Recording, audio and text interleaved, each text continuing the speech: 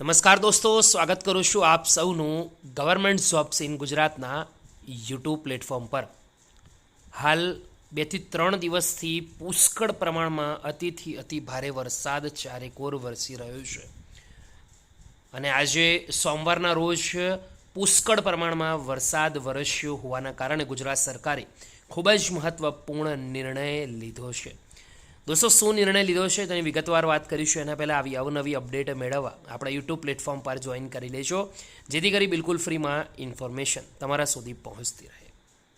દોસ્તો, official notification તમે જોઈ શકો છો. આજે એટલે કે 26 ઓગસ્ટના રોજ પુષ્કળ પ્રમાણમાં વરસાદ વરસ્યો હોવાના કારણે જિલ્લા શિક્ષણ અધિકારીશ્રી તમામ, જિલ્લા પ્રાથમિક શિક્ષણ અધિકારીશ્રી તમામ અને શાસન અધિકારીશ્રી તમામ વિષય છે ભારે વરસાદના કારણે આવતીકાલ એટલે કે 27 ઓગસ્ટના રોજ શાળાઓમાં રજા રાખવા બાબત સંદર્ભ.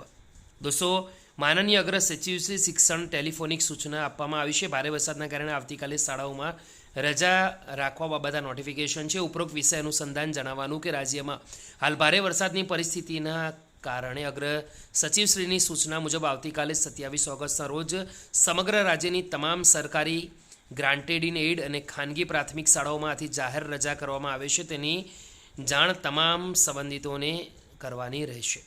ફરીવાર કહું છું, રોજ સમગ્ર રાજ્યની તમામ સરકારી, ગ્રાન્ટેડ ઇન એડ અને ખાનગી પ્રાથમિક શાળાઓમાં રજા જાહેર કરવામાં આવી છે, જેની દરેક ઉમેદવારોએ ખાસ નોંધ, દરેક મા બાપ ખાસ નોંધ લેવાની રહેશે. બીજા સુધી આ શેર કરજો માહિતી.